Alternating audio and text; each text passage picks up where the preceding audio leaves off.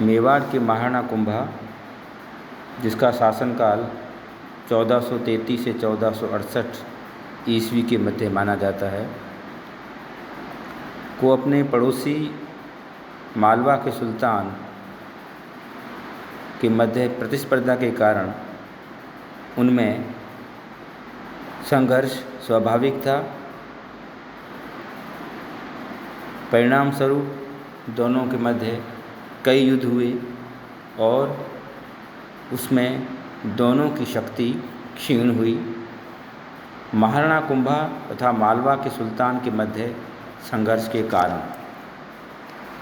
मेवाड़ शासक महाराणा कुंभा तथा मालवा के सुल्तान महमूद खिलजी के बीच संघर्ष के प्रमुख कारण निम्नलिखित थे। कुंभा तथा सुल्तान की विस्तारवादी नीति।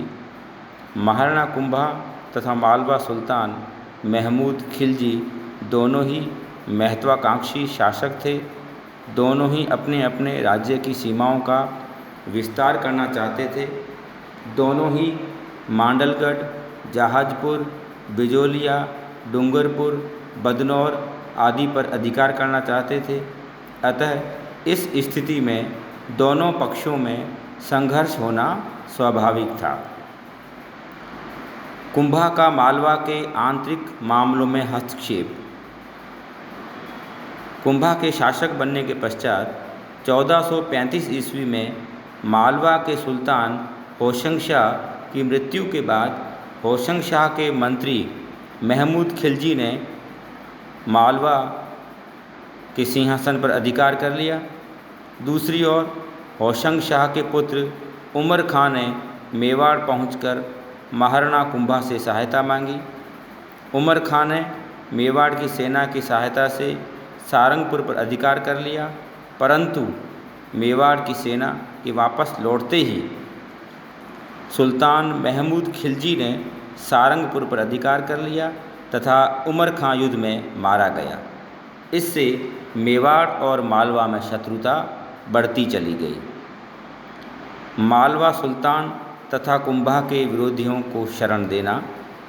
मालवा के सुल्तान महमूद खिलजी ने मेवाड़ के असंतुष्ट और विरोधी सरदारों महपा पंवार, एका और कुंभा के विद्रोही भाई खेमकरण को मालवा राज्य में शरण प्रदान की। इसी कारण दोनों पक्षों के बीच कटुता और बढ़ती चली गई। दिल्ली के सुल्तानों की दुर्बलता। दिल्ली के सुल्तानों की दुर्बलता का लाभ उठाकर महाराणा कुंभा और मालवा के सुल्तान महमूद खिलजी अपने अपने राज्य की सीमाओं का विस्तार करना चाहते थे, अर्थात दोनों ही साम्राज्यवादी प्रवृत्ति के थे। महाराणा कुंभा और मालवा के सुल्तान के मध्य संघर्ष के विभिन्न चरण। सारंगपुर का युद्ध। 1437 ईस्वी में सारंगपुर नामक स्थान पर कुंभा ने महमूद खिलजी को पराजित कर बंदी बना लिया और चित्तौड़ ले आया। इस विजय के उपलक्ष्य में कुंभा ने चित्तौड़ में विजय स्तंभ का निर्माण करवाया। कुंभा ने 6 महीने तक महमूद खिलजी को अपने कैद में रखने के बाद उसे मुक्त कर दिया। महमूद खिलजी द्वारा कुंभलगढ़ और चित्तौड़ पर आक्रमण। 1442 ईस्वी में मालवा के सुल्तान महमूद खिलजी ने एक विशाल सेना लेकर कुंभलगढ़ पर आक्रमण किया, परंतु वह दुर्ग पर अधिकार नहीं कर सका। उसने दुर्ग के नीचे स्थित बाण माता के मंदिर को नष्ट किया तथा मंदिर का रक्षक दीप सिंह एवं अनेक राजपूत सैनिक लड़ते हुए मारे गए। इसके बाद महमूद खिलजी ने चित्तौड़ पर आक्रमण किया, परंतु यहाँ भी उसे असफलता का मुंह देखना पड़ा। गागरौन पर महमूद खिलजी का अधिकार। 1444 ईस्वी में महमूद खिलजी ने गागरौन पर आक्रमण किया। कुंभा ने गागरौन की रक्षा के लिए दाहिर के नेतृत्व में एक सेना भेजी। दोनों पक्षों में भीषण युद्ध हुआ, जिसमें दाहिर लड़ता हुआ वीरगति को प्राप्त हुआ और गागरौन पर महमूद खिलजी का अधिकार हो गया। यद्यपि गागरौन मेवाड़ राज्य का भाग नहीं था, परंतु गागरौन को आधार बनाकर महमूद खिलजी मेवाड़ राज्य पर सरलता से आक्रमण कर सकता था। गागरौन वर्तमान में झालावाड़ में है। मांडलगढ़ पर आक्रमण 1444 ईस्वी में महमूद खिलजी ने मांडलगढ़ पर आक्रमण किया, परंतु उसे असफलता का मुंह देखना पड़ा। 1446 ईस्वी में महमूद खिलजी ने मांडलगढ़ पर पुनः आक्रमण किया, परंतु उसे पराजय का मुंह देखना पड़ा। 1456 ईस्वी में महमूद खिलजी ने मांडलगढ़ पर पुनः आक्रमण किया, परंतु इस बार भी उसे निराश ही लौटना पड़ा। मांडलगढ़ वर्तमान में भीलवाड़ा जिले में स्थित है। अजमेर पर आक्रमण 1455 ईस्वी में महमूद खिलजी ने अजमेर पर आक्रमण किया। अजमेर के दुर्ग रक्षक गजाधर सिंह ने मुस्लिम सेना का वीरतापूर्ण आक्रमण मुकाबला किया, परंतु अंत में वह लड़ता हुआ वीरगति को प्राप्त हुआ और अजमेर पर महमूद खिलजी का अधिकार हो गया। परंतु कुछ समय पश्चात ही महाराणा कुंभा ने अजमेर पर पुनः अधिकार कर लिया। मांडलगढ़ पर आक्रमण दिसंबर 1456 में महमूद खिलजी ने मांडलगढ़ पर पुनः आक्रमण किया और दुर्ग का घेरा डाल दिया। घेरा काफ़ी समय तक चलता रहा। अंत में 20 अक्टूबर 1457 ईस्वी को महमूद खिलजी ने मांडलगढ़ के दुर्ग पर अधिकार कर लिया।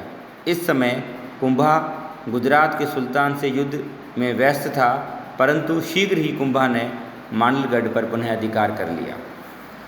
महमूद खिलजी का अंतिम अभियान 1459 ईस्वी में महमूद खिलजी ने कुंभलगढ़ पर आक्रमण किया, परंतु उसे असफलता का मुंह देखना पड़ा।